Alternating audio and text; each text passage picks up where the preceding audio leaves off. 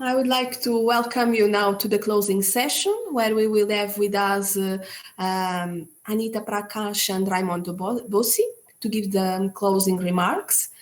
We are coming to the end of our conference. I really hope the conference was useful for you, that you had a fruitful and enjoyable moments using also the different virtual formats that we had here in this platform, as we just had, for example, now these virtual coffee sessions where we were able to discuss in a more relaxed and informal environment some of the key issues addressed during the conference.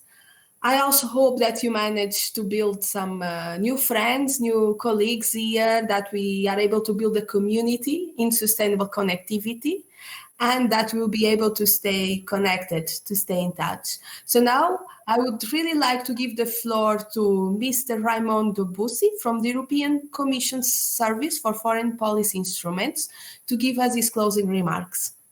The floor is yours, please. Thank you very much, Anna. I hope you can hear me. And I would like to thank you for inviting me for the closing ceremony, closing session.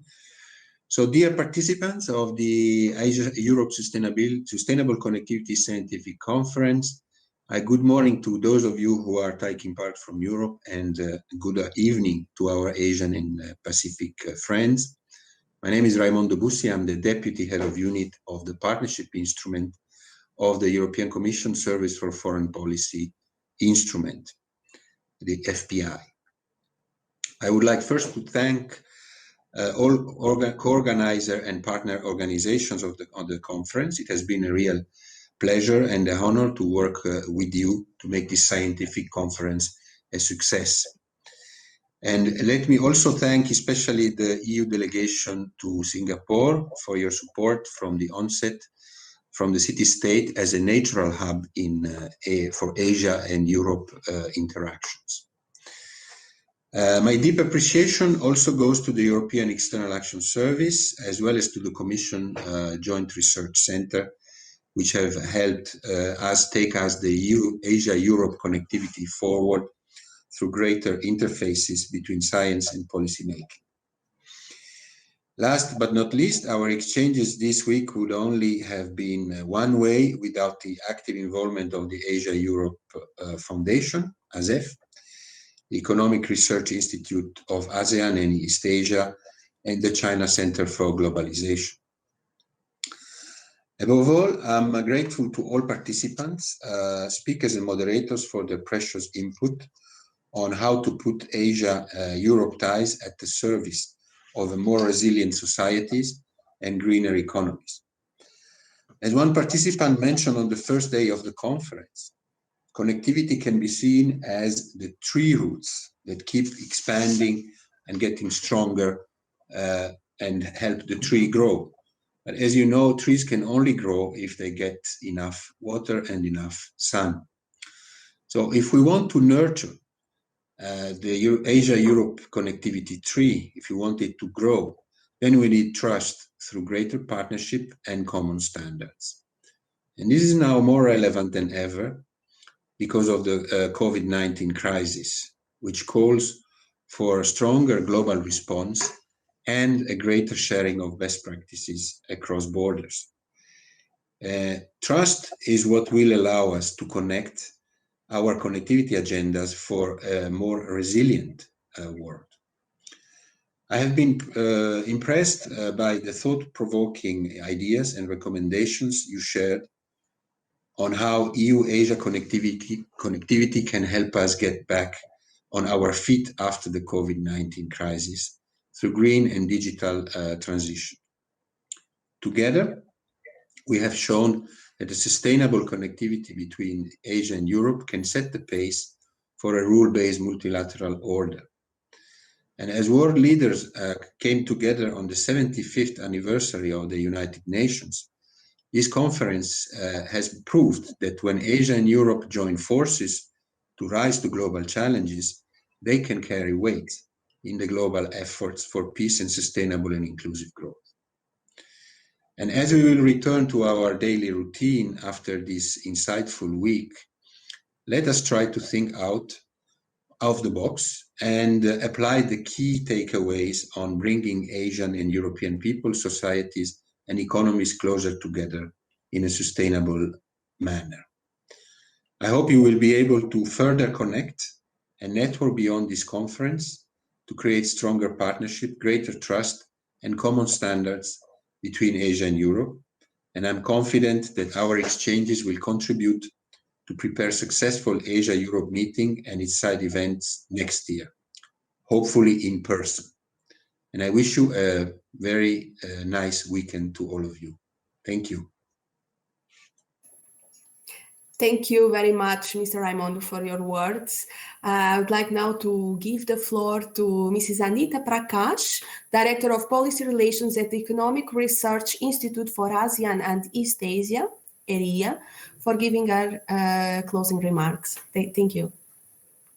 Please. Thank you. Thank you, Anna, for your kind introduction. Let me say hello all over again to all the viewers who were tuned in to the conference over the past 4 days, and including this closing ceremony. And also a big hello to Raimondo. I've come to meet you for the first time here, but hopefully not the last one. We should have more interactions from here on. This conference, Anna, is actually a triumph of the spirit of Asia-Europe connectivity. In every which way that you look at this conference, the way it has been conducted, the participation of people, the amazing thoughts and research results that have been shared in the past 4 days, including the introductory session on the first day when Ambassador Valutin and Shada and other luminaries of Asia-Europe connectivity spoke. And the overwhelming message that has come out is that even the pandemic has not been able to suppress the spirit of connectivity, if not the actual implementation. The implementation may have got halted temporarily, but the spirit remains as much intact, if not more. That is what I personally take away from this conference.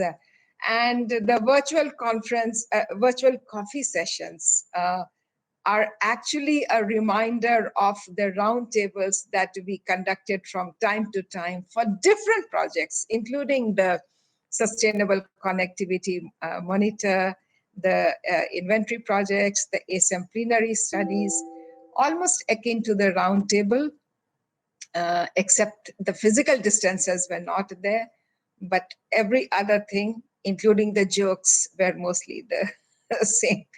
So this conference, in essence, triumphs the spirit of Asia-Europe connectivity. This was to happen in Singapore in February, but we have traveled a long way since then. Each of the member countries are following their own trajectory of achievements and sort of regressions also in terms of growth, in terms of targets, in terms of human miseries, lives, and deaths. But regardless of all that, as someone very nicely put it a few days back, that we are all in the same storm, but in different boats. But in this conference, we can come to see that actually in this storm, Asia and Europe are in the same boat, or at least we hope that we are in the same boat. And this connectivity conference proves that. Anna, hats off to your team in ISPRA, and as well as your team in Brussels.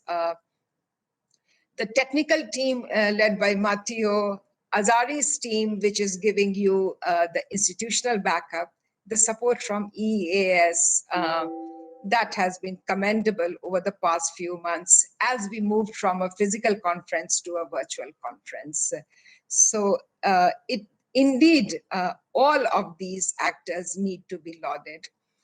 From here, we start planning towards the Asia-Europe Summit, which, as everybody knows, has got postponed into next year.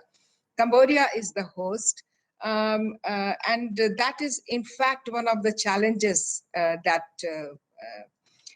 this conference, or at least in the second phase of this conference, whenever we do it, should address that. How do we bring up the smaller and the medium-sized members in this group, wherein the setbacks of the global kind are kind of more or less equally distributed, and Asia-Europe connectivity will actually provide answers to this very, very important issue.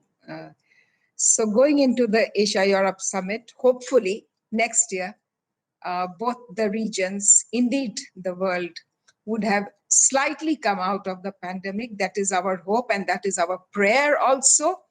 And hopefully we will meet in the summit again to share more results, to prepare for more future work, and to address the new issues that are on the horizon and move out of our existing themes and bring in newer and more contemporary and future-ready themes. That is indeed the theme of Cambodian chairmanship also.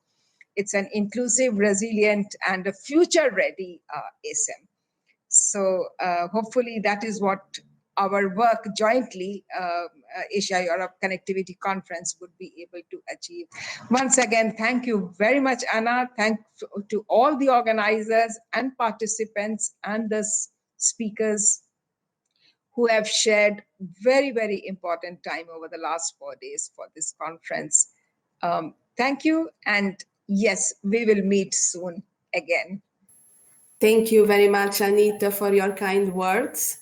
And thank you, Mrs. Raimondo. Now, from our side, before we just close the session, we have prepared something for you. We have put together some moments from AESCON that I would like to share with you. So let's all look back together of all these AESCON moments that we had in this virtual setting, that it was, of course, a new experience for all of us. So we went to check on Twitter and we see what you were speaking about the conference before everybody getting ready to start the conference. Ready for tomorrow's connectivity conference. Unfortunately, only a virtual connectivity should have been in Singapore. Yes, it should have, but we managed to do it online. The opening ceremony with ambassadors and with a hand, the symbol of partnership at this conference.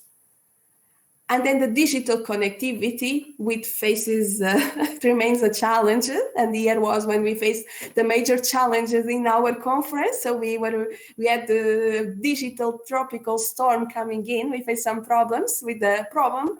But afterwards, we all went to the virtual coffee session and had some fun around it. And we were able to continue some of the discussions. And we had our scientific sessions that last for 3 days, being in parallel, but all the recordings will be available. People share their presentations. We are, of course, happy to see how the data sets collected in the ASEAN Sustainable Connectivity Portal has been used by you to try to answer your research questions. Here we are in a virtual coffee session again, a very lively one, sharing all the moments of AESCON, also some personal feelings, everything. So, and some impressions on Twitter from the participants. And of course, from our side, it's time to say to you all a big thank you on behalf of the European Commission's JRC, the Joint Research Center, to all the faces that we saw at the conference, our speakers, our moderators, our poster presenters, which were over 50 persons here showing and presenting their research and giving their insights, But also a special thank you to all of those that were behind the scenes. They were on the backstage of this conference, those that you could not see. But these were the 20 members of the conference scientific committee who have done a marvelous job reviewing close to 200 abstracts, which were submitted to the conference. So a big thank you to them. And of course, a big thank you to our support team who had to navigate through a stormy weather on the first day of the conference, but they were able to overcome this storm without losing their enthusiasm. So thank you very much to them. And finally, but not least, thank you to our audience for joining this online conference.